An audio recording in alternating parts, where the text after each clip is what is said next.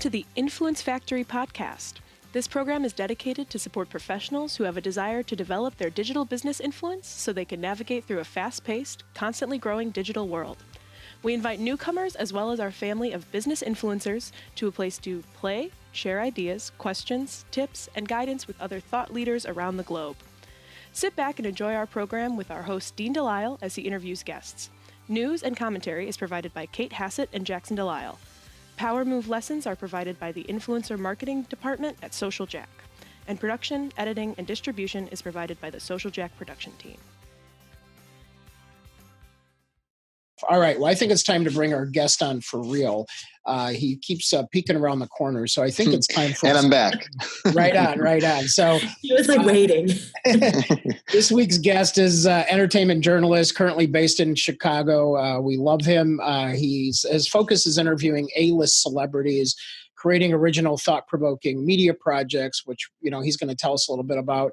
Interviewed Robert Downey Jr., Reese Witherspoon, Kevin Hart, John Travolta, Amy Schumer, Ryan Gosling, and began his career in entertainment television show on NBC in Chicago called 24/7 as the sole producer and on-camera correspondent. So, Kevin, welcome. Love having you on, man. Yep, Jeff. You called me Kevin, but Jeff. Yes. I know. I'm looking at Kevin Hart here. So I got Kevin Hart. Hey, Kevin Hart's a bigger figure than me, so I don't blame you. Thank you so much for having me, Dean. Thank you, Jackson, Kate, and Social Jack. Thank you, guys. Yeah, you got it, man. And so, what's funny is you and I were just talking, and you and I connected at an event, and I don't know, I forget which one it was, and I'm like, man, I swear I know him. And someone's like talking about you and introducing you, and then we met, and we're like, and I don't know if we had ever met before, and I was like, how have we not met before this? My thing is, Chicago is such a great city because it's huge, but and I think a lot of people out there know that Chicago is so well knit when it comes to the social and business scene. That it's crazy when we're not connected because we really do pass each other in some way, shape, or form. Yeah. And I told you, Jackson and I are flying out to California. We have a show and a bunch of meetings coming up with influencer platforms and groups. And then you're heading out to the Oscars, right?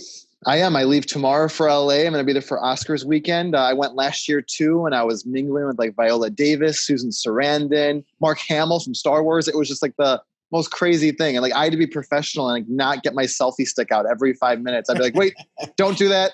Be the professional you're supposed to be. But it was so hard not to. And this is funny because when you and I were talking, I'm like, wow, Jeff is like me. It doesn't matter. He figures out how to get the gig, how to get the interview. We're relentless. And yet there's technique, style, and finesse about what we do as well. So, we were talking earlier too with the crew is the Oscars are hostless, right, this year? Mm-hmm. They are.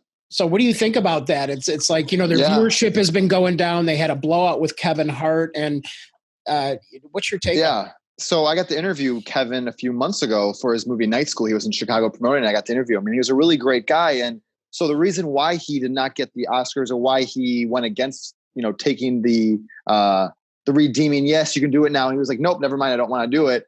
Was because I guess about, 8 to 10 years ago, he put a tweet out there that was, seen to some people as homophobic and a little bit controversial.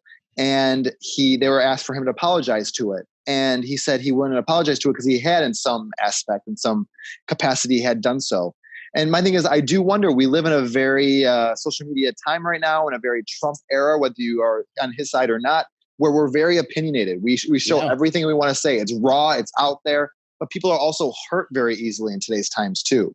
It's very easy to offend, no matter what you say and how you say it. The way you phrase it can immediately just blow up on you when you didn't even mean it that way.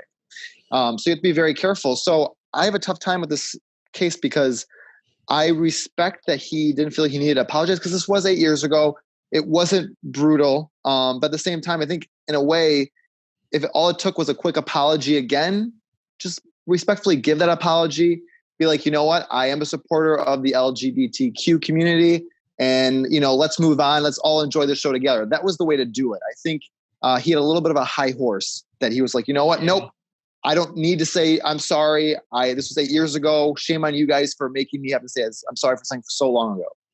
Yeah, and that's interesting because even with our business influencers, we coach them on taking the high road, right? Or this is their brand that they're putting out there. So the minute, and we've seen this happen, we could spend a whole show on all the people that have shot themselves in the foot about making a wrong statement or a wrong social media. And we could tell you on the business side that we've had so many cases where people come to us and say, how can I take this off the internet? And in fact, Jackson and I were listening to Mark Schaefer's recent book that we're listening to it on the way in, called Marketing Rebellion, about how today's consumer, whether it's television, business, whatever, they're in control. The buyer's in control. They're dictating what happens. We talked about shows that got canceled and shows that came back because there was a social media uproar, right? There was Brooklyn Nine-Nine and Timeless and some of the other ones. And this is a whole new world. It is. And it's exciting, though. I think it's really people interaction. And actually, the networks are listening to the people because if enough massive numbers comes out there, they will actually listen to the viewership because it's good social media when it's being talked about. Love me or hate me, still an obsession. That's how I see social media. If you love the person, you hate the person, you're still talking about them in a tweet, you're still giving them the notoriety. Yeah, right. And, that happens to all of us at some level, right? What they say, any PR is good PR. And sometimes I disagree with that in today's world. Yeah, I think now there's a little bit of a fine line. But still, hey, eyeballs, talking is talking. We're saying Kim K, you're still talking about Kim K. Right. Yeah. Yeah. And so I was laughing because we're in Chicago and the Cubs have had some recent press as of late. And then, there's just all kinds of sports controversy going on as always, right?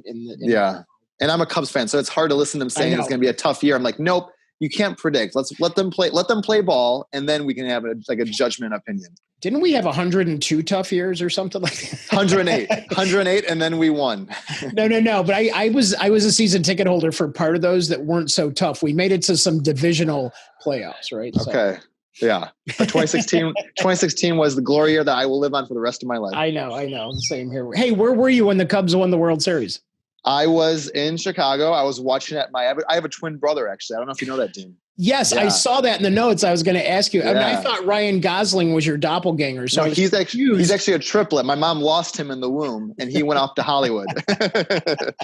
But so I have a twin, and he lives down the street from me. So I was watching with him and my parents, my sister, and my nieces, and we literally ran to Wrigley Field. As soon as it ended, we just sprinted to Wrigley Field after. It was awesome.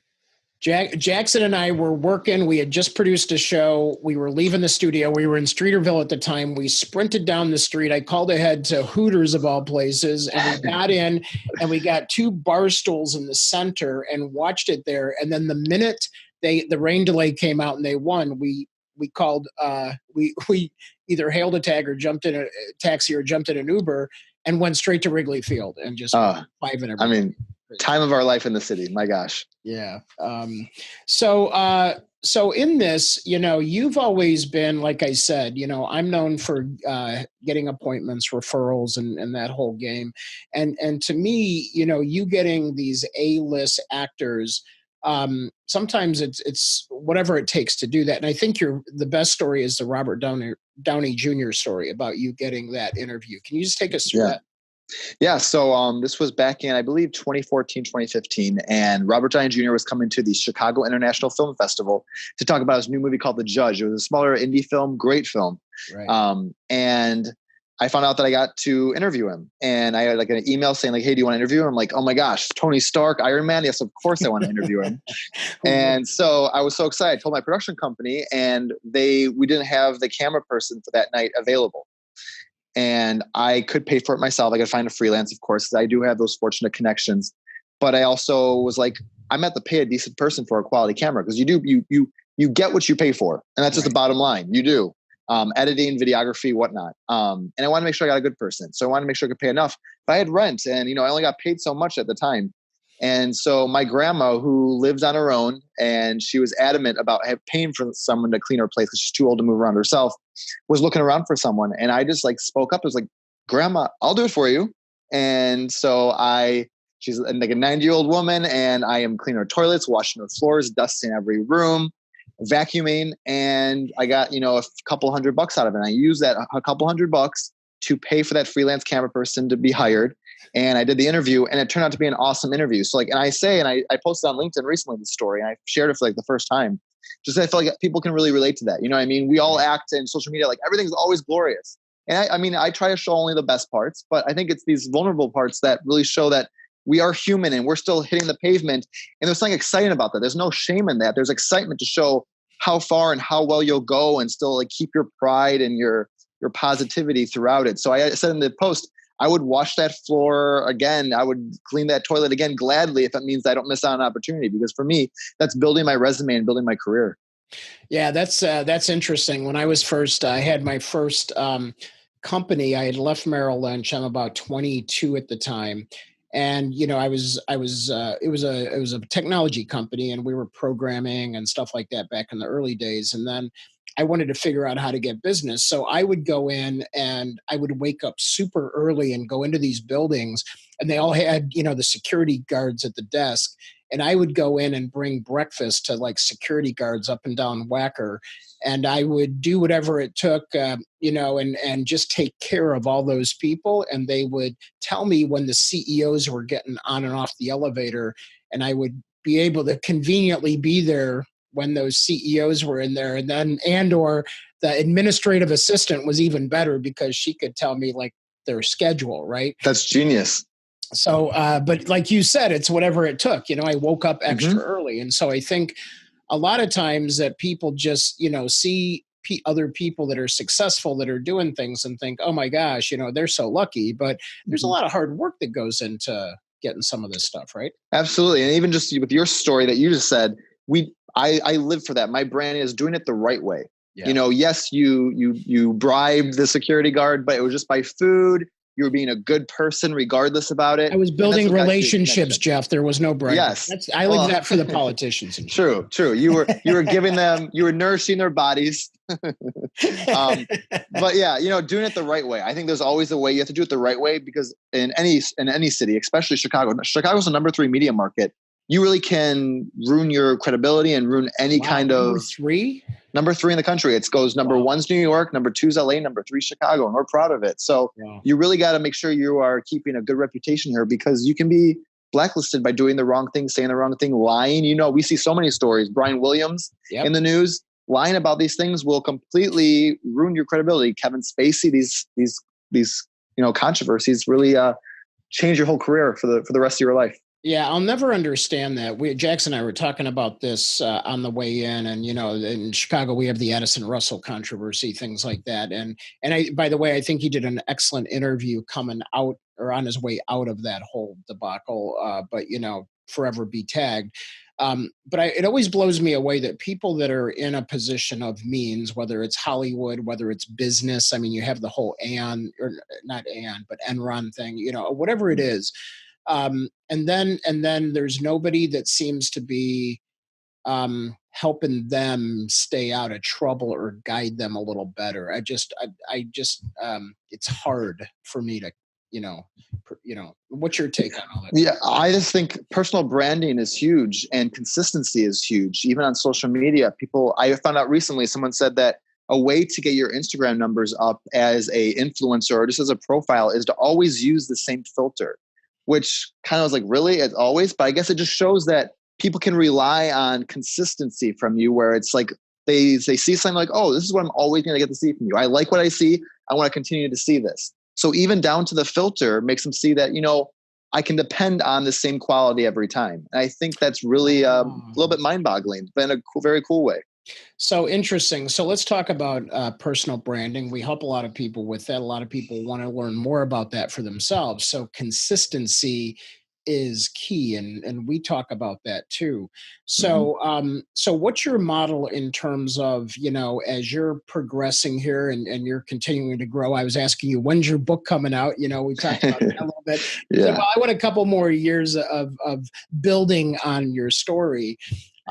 What's your take on how often you should check in on your personal brand, especially from a digital perspective? And then what's your take on how often you should keep that going or updated?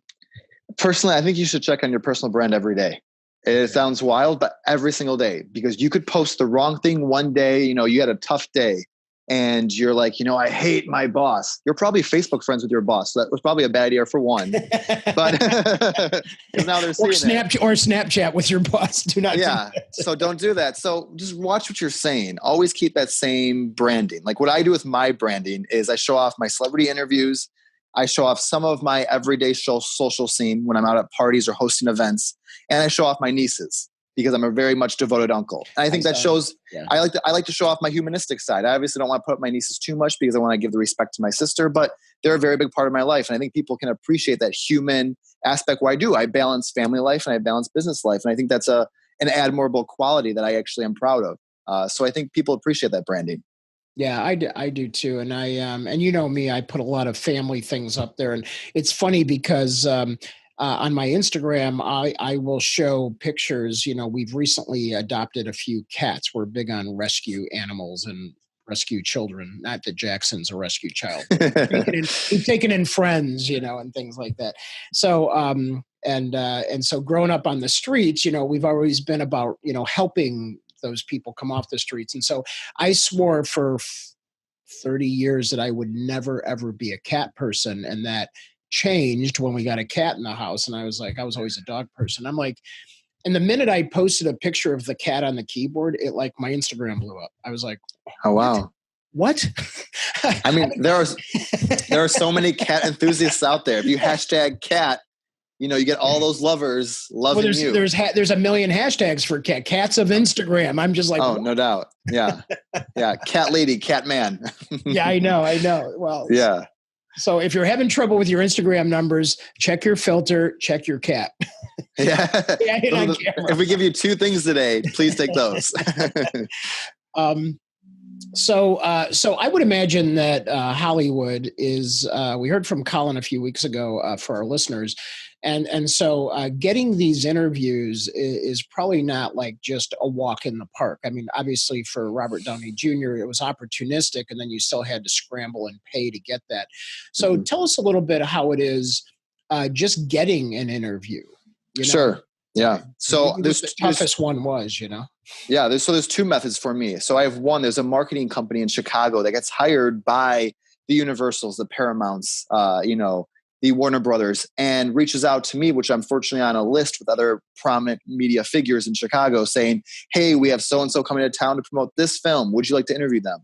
And if I'm available and I'm interested, I say yes. And they usually have either a red carpet or a press junket, which is what I call speed dating for journalists, where they just sit there the whole time and we come in, we sit in the same chair across from them. We get the tapes from the crew that's already set up from the team. And then we walk out, the next journalist comes in. It's a really great process. And it's a win-win because we make sure that we promise, and because we're on that list, that we'll give them that prominent media attention on television, social media alike. And then also I just have really, well connected myself throughout the years. I worked with the NBC entertainment show back in the day called 24/7. They used to be on. I was one of the correspondents and the producer. And I've worked with a lot of other publications like Dan Uzlan of Michigan Avenue Magazine. He had Megan Mullally and Nick Offerman, husband and wife celebrity couple, in town for one of their covers recently. And I just learned that he had them coming. I emailed him as a friend. I was like, hey, would love to give you that extra attention for Michigan Avenue Magazine. So it's a win. It's a give and take. They're going to give me the great opportunity, and I'm going to make sure I really promote them well too. And there's a respect there. Yeah, that's interesting. So hopefully this sounds familiar to some of our students and our folks out there. We have something, Jeff, that I developed 20, 30 years ago from this organic, natural street networking, and we've called it social teaming. So if people Google that, they'll see all kinds of articles. It's in universities. It has science behind it.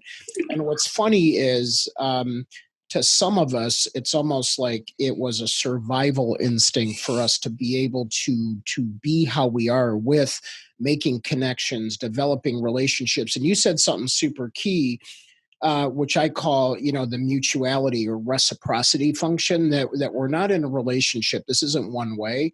We're helping each other out. So as so can you take us a little bit about how you got to being this way, and maybe, people that may have influenced you to become someone that gets it?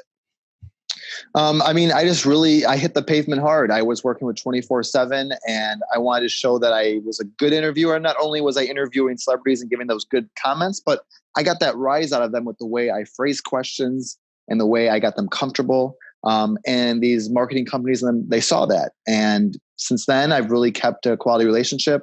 I promote their films well. I promote their artists. I make sure that, my presence is seen in a positive way from them.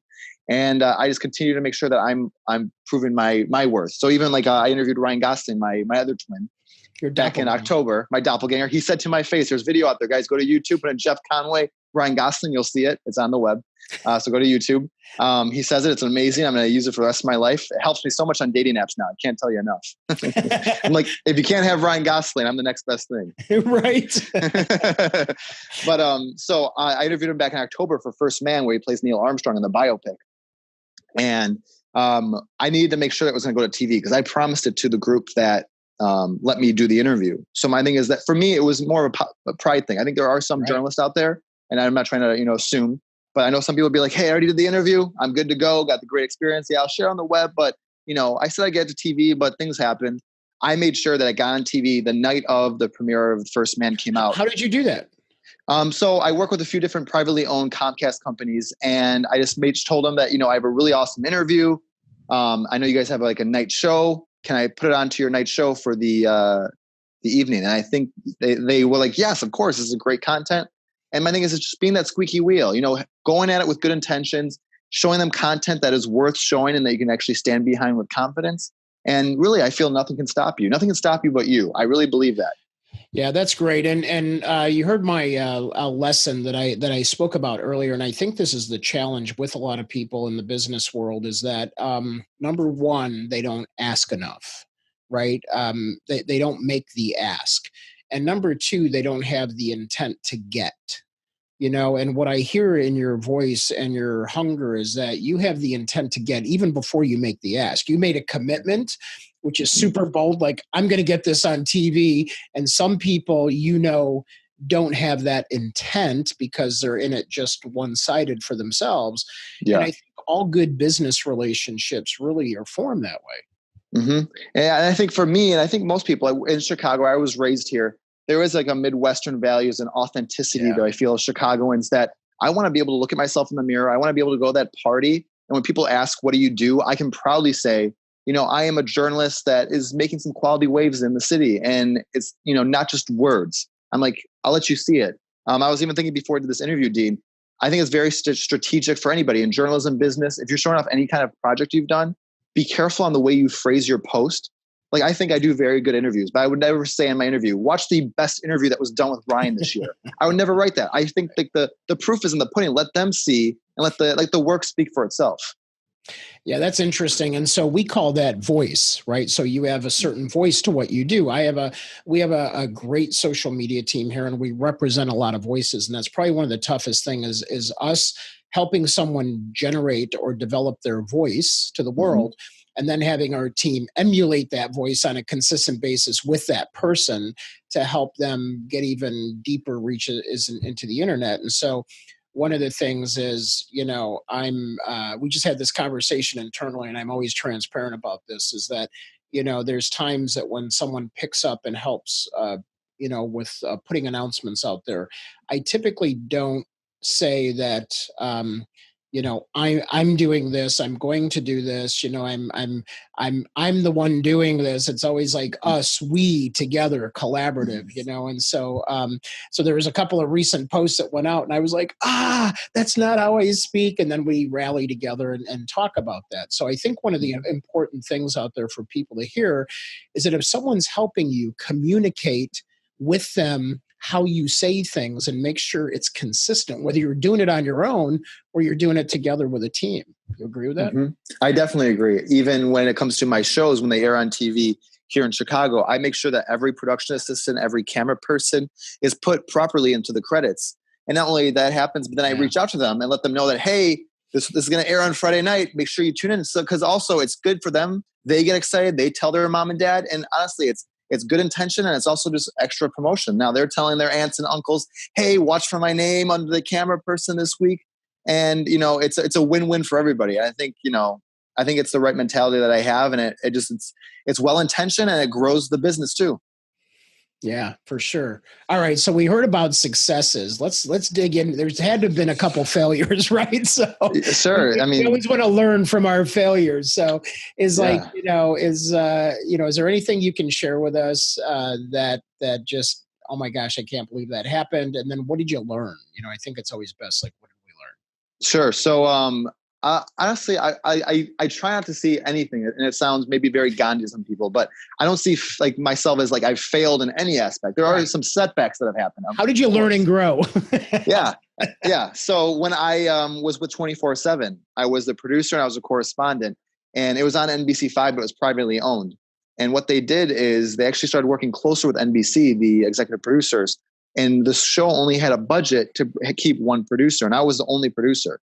And so they were bringing on someone from NBC that they wanted to work tighter and closer to the actual network, but they could only pay for one. So they had to actually let me go after a few years. And that was blindsided. That was rough on me. I was like, whoa, where's this coming from? I've not earned this. I've worked super hard. And, but I was like, I'm going to still do okay. So I just put my resume out there. I showed the work that I did on there, and ended up going from 3 minutes on NBC to having my own 30-minute show on Comcast. And yes, NBC is a great network, but Comcast gave me some great outlets too. And I hosted my own show for about 4 years. I'm still hosting some work on Comcast, and I'm loving it. And I still have good intentions too with those bosses that had to let me go. I see them all the time. We're still good friends because I'm not angry with them. And I think that's wrong to burn any bridges in this business, especially in Chicago. Hold your head up and work harder. When I was at that show, that I had one boss that was there for a while. The first thing she said to me as an intern was, "Jeff, you're never going to make it in this field because you're too nice." What? And I told her, I'm going to prove to you that I can still be nice, but no one's going to walk all over me. And that's right. There's a line between that. Yeah. And I've proved it every year. And I can tell you, and I don't mean this rudely, I make Christmas cards every year with the people I interviewed that year. It's great for marketing for me. It's a fun way to show off the great, happy accomplishments, that I've done. And I send her a Christmas card every year. And personally signed. It's a little passive aggressive, but I'm just showing you that, and I know she remembers what she said to me. And I'm just being like, hey, I hope you're well, but look, so am I. Yeah, it's funny you say that. I had somebody that when I was first leaving, where I was at this particular time, and I was starting my consulting business, and he goes, "Well, all consulting businesses typically fail, in the first 3 years, and we've been around now for 17 years." So I was like, so I'm out there, so I don't need to do a Christmas card. I'm on the internet enough, so it's like, yeah, congrats, and I really hate when people post about, and thank you for the people that do, but the work anniversary that comes up in LinkedIn, I'm like, really, is this what we have? Is this what we've come to? It's bad enough we get 1,000 birthday wishes from people we don't know, but now it's a work anniversary. What? Yeah. I don't know why it's my own reactivity, but then I'm like, yeah, thank you, everyone. We've been around for X number of years now. And so, thank you for sharing LinkedIn. Thanks for letting everybody know. Yeah, but I mean, there's that passive aggressive part of me that's like, I'm still here. Absolutely. Oh my gosh, that's crazy. So, you interview a bunch of people, bunch of movies. Who's your I won't ask you favorite interview because that might put you on the spot, right? But like, of your best pick of movies, like what are some of your top picks? Because I like to ask people that in our audience too, and you guys can sure. When it comes to my interviews, I got to interview Channing Tatum, who was a big heartthrob for a lot of ladies, and I got to interview him early on in his career. It was one of my first interviews and it aired on NBC here in Chicago. And at the end of the interview, he had a mic on himself. He had to sit in a chair and he couldn't move. And I gave him like this surprise deep dish pizza because he's here for Dear John. And I was like, well, first love of, this movie's all about first loves. Well, Chicago's first love I have for you, and that's deep dish pizza. And so he's like, oh my gosh, it's amazing. And so we want to take a photo, but he can't stand up to take the photo because he's so tight to the chair. He goes literally to me. I'm trying to show my knee right now. He's like, sit on my lap. And I'm like, man, woman, child, you don't say no to Channing Tatum. You sit on that lap. Exactly. And so I sat on his lap. I have a photo to prove it to this day. And I joke because Magic Mike didn't come out for 2 years. I say in those 3 seconds I sat on his lap, I taught him everything he learned from Magic Mike. So no, and he was a great guy and he was an awesome guy. So that's why I really enjoyed that interview. Robert Downey was just such an icon moment. Yeah. Such a genuine, awesome guy. And we were super playful with each other. And after everything he's gone through, it's so nice to see that he can still have a modest, good conversation. Like, he's so epic in Hollywood, and to still be engaging gentleman was super astonishing and just exciting for me. So everybody's been great. The one that was tough, I know we talked about this before, was John C. Reilly, who people may know from Chicago, Step Brothers. He actually went to Brother Rice. He's from Chicago originally. Right. Yeah. So he was. What's funny, because in the movie Kong, he makes references of the Cubs in his cave, right? So he's tracking, like, the days in there. So he's probably a Chicago Cubs fan, hopefully too. Yeah, he was in town for a movie that was like a Columbine-esque movie where his son plays like a shooter in a high school, and he was coming up to me, and I was doing a red carpet, and I was so excited because I've seen Talladega Nights, Step Brothers. For me, he's like the funniest man. So the first thing I said to him was like, "Oh my God, John C. Reilly, you're the funniest man I've ever met, or the funniest man I've ever seen on the movies." And the first thing he says to me goes, "Jeff, I'm going to disappoint you right now because," and I'm like, and I went with it. I was like, "Well, because your movie's a drama. So tell me, why did you decide to do such a dark role?" So I could see that he was trying to, like, kind of, turn the interview on me. And then when I asked him, "What's your favorite memory of Chicago?"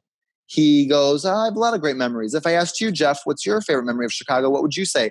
And at the end of the day, my boss doesn't want to hear what I think of Chicago. We're there for you. So he's turning on me when this is not supposed to happen. Right. So I go to the camera. Well, now my favorite moment of Chicago is interviewing John C. Reilly. And he goes, "Oh, that was a good one." So I always found a way to bring it back to him. I feel there is a skill there to be doing that. Otherwise, some people would literally get caught and it would become a very awkward interview. But in the end, it turned out to be a very fun one. But just, he made it a lot more challenging than I preferred. Wow, that's good. So that's. I wonder if I don't know if that would work on a job interview, but it might. It definitely worked on your interviews. So. It did. It worked out. So in the time that we have left, as I said, I'm going out and we had Social Jack TV, we've had that on the air and things like that. We're in a whole different world. You're going to the Oscars. They're going to honor a lot of pictures, a lot of movies, a lot of shows and music and all the costumes and the things that go around all the productions. And then there's going to be independent, right? There's always independent film. Mm-hmm. And now there's starting to be not just animated, but they also have internet shows now, right? That are like streaming. Netflix. Roma is on Netflix. Roma, that's up for Best Picture and Best Foreign Film right now. So what do you think about this whole new world? And I'm sort of curious with the folks that are live with us today. I'm just typing in, how do you watch your, how do you get your content for movies and shows these days? And then Jeff, what do you think, where are we going with all this? Where's it going to go? I think the reason why things like Hulu and Netflix do so well is because we are a generation now with the technology that we have and our phones attached to our hands that we as humans now expect immediacy because we know that it's accessible. Yeah. So if we can't get it, if we can't watch all 13 episodes right now, they're going to be like, well, I'm not just going to show up every Wednesday night on NBC, ABC, Fox, They're going to be like, I'm going to wait until I can binge it and watch it at my own, discretion, whenever I please. So I think these streaming services work really well. There are people I know in Hollywood, though, that like Steven Spielberg believes that these streaming services should not be able to submit for these award categories because they're not really films that are going to be put out by distributors in like a theater movie-going experience. And I think there's a line there. I don't know what's right and what's wrong. There's still films at the end of the day, but I know there's it's a different generation now of how we watch and see our films. We used to be like, of course, you got to go see the movies. You got to go to the movies to see the movie. Now you can watch it on demand at home at the same time people are going to watch it at the movie theater and watch it for less at home. Yeah, and it's funny. I have a 16-year-old daughter at home, and I've seen some movies that I feel are pretty bad productions.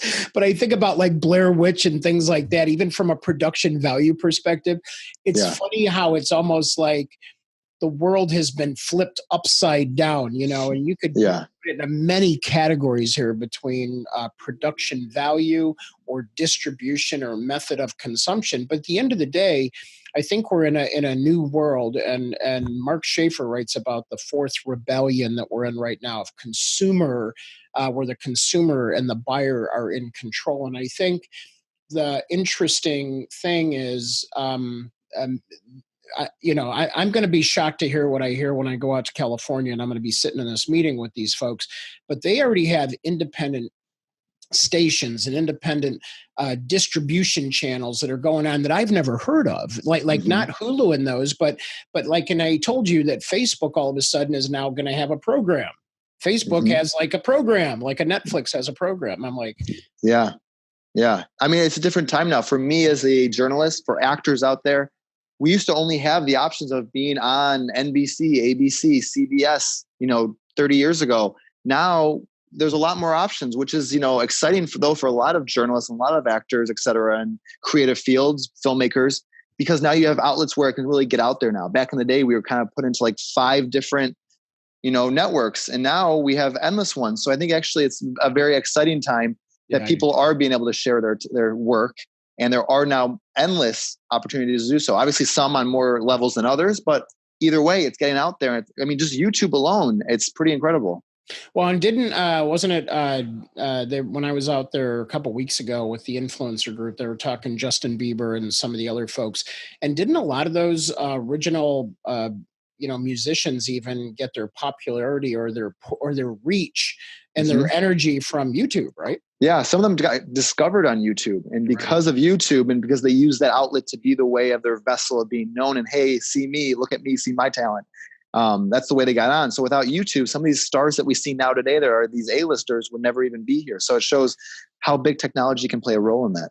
So what's interesting about this is we have a lot of business listeners, people that are business to business in the business world. And, whether it's television or your accounting or your financial services, doesn't matter. It's still a business world. One of the big things that you mentioned early on, I was like, well, how did you get this interview? And one of the consistent things is you talked about, well, they know me and they trust me. So you've become known.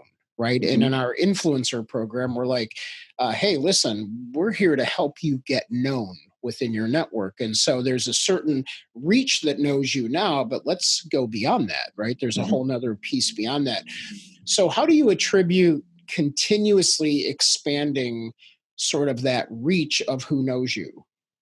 I think it's consistent branding, but also not getting too comfortable. Yeah. I think sometimes you can kind of be like, hey, I've made it. People in Chicago know me, and I love Chicago. Chicago's amazing, but I've already been working with several projects beyond Chicago. I'm working on a reality show right now that's being shopped to major networks. It's called Mobile Home Millionaire, where they flip mobile homes. That's cool. Yeah. My wife will watch that, guaranteed. Yeah. We've had amazing feedback because it's a really awesome concept. And it's about an American dream family that wants to give the American dreams to other people that can't usually afford it. So it's a really genuine story that I can get behind, and I'm proud to be a part of. So it's just, not getting comfortable where you're at. There's always room to grow, especially I'm 32 now. There's a lot I want to do in the next 10 years. Oh my gosh, you're middle age. Holy smokes. Yeah, don't. I'm moisturizing like crazy, Dean. Dude, I'm not even going to tell my age on the air. You guys go on Facebook and calculate. You don't look a day over 37 and a half. Thank you. That's what I love about you, man.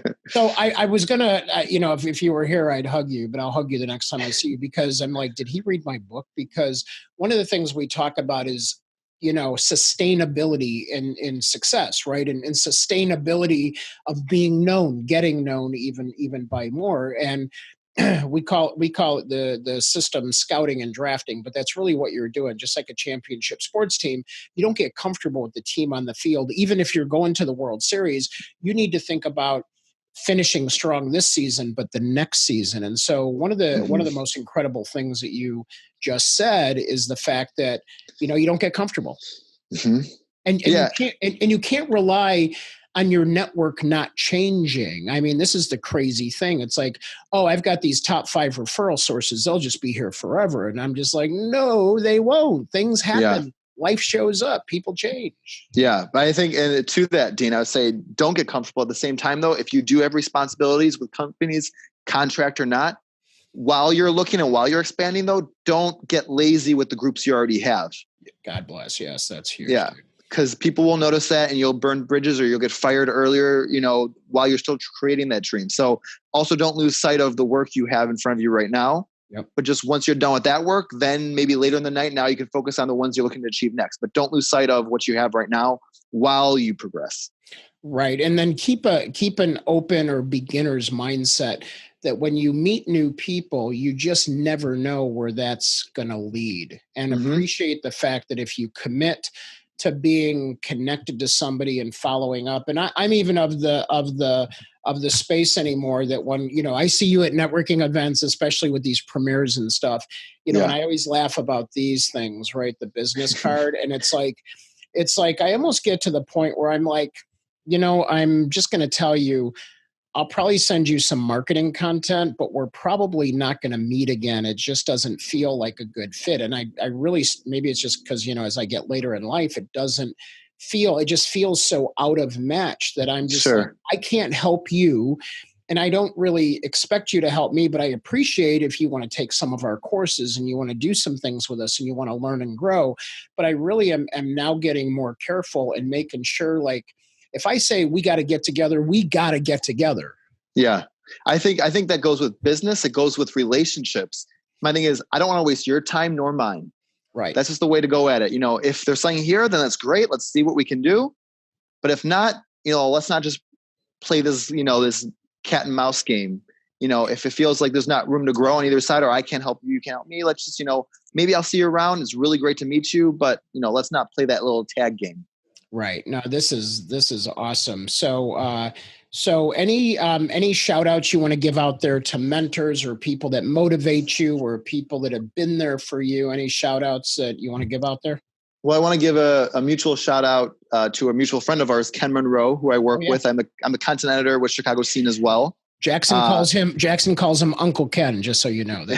Well, then Uncle Ken, he's awesome. And Chicago Scene guys, you guys can follow Chicago Scene at Chicago Scene on Twitter, at Chicago Scene Mag on Instagram. You can follow me at Jeff Conway on Twitter, at Jeff_Conway on Instagram. Go on YouTube. You can find Jeff Conway Chicago. You'll see all my stuff. But also, it's Jeff Conway, Conway. I can't tell you guys, when you guys go to Google, put my name in, they think I'm Kanicki from Grease and Taxi because it's Jeff Conway. He has extra A in his name. It's not me. I am different. He is actually passed and deceased. I'm still here. So it's only me. So Jeff Conway. Still here, alive and well in your 30s, your middle age. Yes. Early 30s. Come on. Early 30s. Yes. Yes. You're not even you're not even through the first chapter yet. This is awesome. So good to hear. So you're going to be at the Oscars. So have fun at that. And what I want to do is bring Jackson and Kate on. This is the part of the show where we want the audience to tell us what they learned, and then we love to hear what Jackson and Kate picked up from you. So awesome. So Jackson, what did you get from this interview with Jeff? What did you pick up on personally for yourself? Personally, I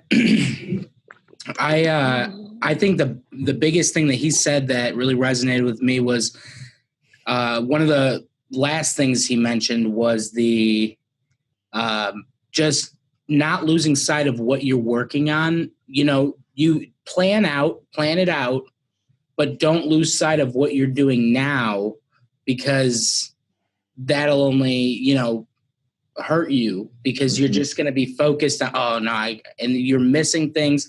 And so you have to stay focused in the moment. Yeah, that's a big thing for me, is just being present in the moment. So I like that a lot, staying focused on what you have now and not worrying about it until you get to that point. Yeah, it's great to aspire, and it's right to aspire to things, but also don't lose sight of the responsibilities and the commitments you have right now at the same time, because you can lose your credibility before you even achieve those later things. And it's all about integrity. Once that's broken, and it's really tough to get back. So, and then we're going to have a couple winners that we're going to announce here, because we like people that engage with us, because we know it's the secret to relationships. So, Kate, what were some of your big takeaways?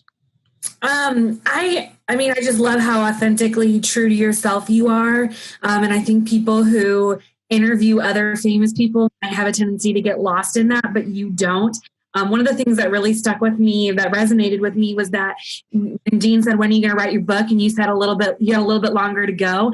That sticks with me so deeply, because people say that to me all the time. Like, when are you going to do this? And I'm like, I have a little longer to go. I feel like we're in the same boat, where it's like, I know who I am, but I'm still working on my brand and working on it. And I want to be able to more reflect on the things I've done than write them in present time. So I love that about you. I love your story. And I think it's really easy to look at you on social and be like, oh, he's got it all together. But it's helpful to maybe hear that you don't, and know I'm in the same place.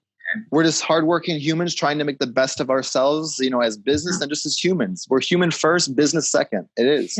Yeah, and I always laugh because you mentioned the hard work ethic and the integrity and the wholesomeness of being from Chicago here. And then when we go to California, sometimes I think, wow, people look at California people and they'll make judgments and things, but I'm like, man, are we too over the top for them sometimes? My buddy will be like, whoa, dude, calm down, No, you guys will notice in San Diego, I'm sure you will, but in LA, when I was there last year, I love LA and I could see myself living there and working, but there is a different mentality. There is a natural hospitable nature that we have that many of them do not have. Right. And I think that goes to our advantage. Sometimes it's off-putting to some of them, but to the ones that really like that engagement, then they're like, wow, this person's actually like looking me in the eye and they're actually intrigued to talk to me. And the best ever, as you'll appreciate this, is my New York buddies. I said, I know I've won when I get a hug. Yeah. I don't think hugs come too often in New York City. No, I know, but I get them and I give them. So Kate, were you going to say something else? I was going to say that's very on point too with what Colin Egglesfield said. Right. We had Colin Egglesfield on like 2 episodes ago. I know you guys know each other, Jeff, and that's the reasons he came back to Chicago. It's one of the reasons I came back to Chicago. It's one and the same. So yeah, really great. Blessings. So Jackson, we have a couple of Starbucks gift card winners. Who are those 2 lucky people? Yeah. So on Zoom we have, and I apologize because I've never said this name before. Alexandra Bucksbaum. Got it. Nailed it. And then on Facebook Live we have Rick Gosser. All right. So here's the rule. So you learned a lot from Jeff. You guys were typing things in and really telling us what you learned and what you got from this interview. Our golden rule for all of you is to make sure you pass it on. Make sure how did Jeff inspire you? Make sure you tell and teach others, your thought leaders, your influencers out there. But also, those of you that have that Starbucks gift card, when you have that cup of coffee, you're not allowed to use that gift card without having somebody sit with you and tell them how this interview influenced you. So Rick and Alexandra, hopefully you're committed to that mission that we have in the world. And we're committed to each and every one of you really helping each other become influencers. And that makes you a true thought leader and influencer as you care and inspire those people. And Jeff, I just want to say thank you so much for being part of our family here. And you've really inspired us in many ways. And like I said, there's so many things I learned. I have like 2 pages of notes here. So we're definitely going to get together. We'll do this again in other capacities. And again, just want to say how much we appreciate you having you on. Thank you. And I think it's hats off to you, Dean, Jackson, and Kate, and Social Jack. I've been to a lot of events where you guys are there and you guys do great work. So I'm very happy to be associated with you guys. Thank you so much. Yes. Yeah, thank you. Whole team here we're grateful to have them. Everybody works their butts off and again, we're inspired by guests like you that we have on. So with that being said, we want all of you to go out and help others to be influencers like yourself. And Jeff, we will see you on all your social channels, and you'll have to come back and bring some good Oscar stories. So I definitely will. Sounds great. All right. Thanks, everybody. We'll see you online. Take care. Thanks.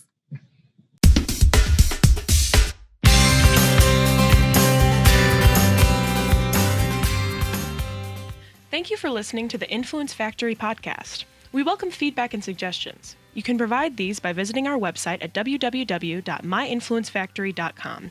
And if you are interested in Social Jack's 90 Days to Influence program, you can simply go to 90daystobusinessinfluence.com and simply ask for the next steps. While our program airs regularly on Zoom webcasts and Facebook Live on Wednesdays at noon Central, we invite you to download episodes on your favorite channel: YouTube, iTunes, Google Play, Stitcher, Spreaker, SoundCloud, and who knows where else in the future. We will also provide occasional on-location live streams with special guests that we will announce in our community Facebook group, Business Influencer Alliance, as well as on all Social Jack channels. Our mission is to help you build your digital business influence with this podcast, as well as inspire, educate, and entertain those who are hungry to collaborate in a cool place with cool business professionals just like you.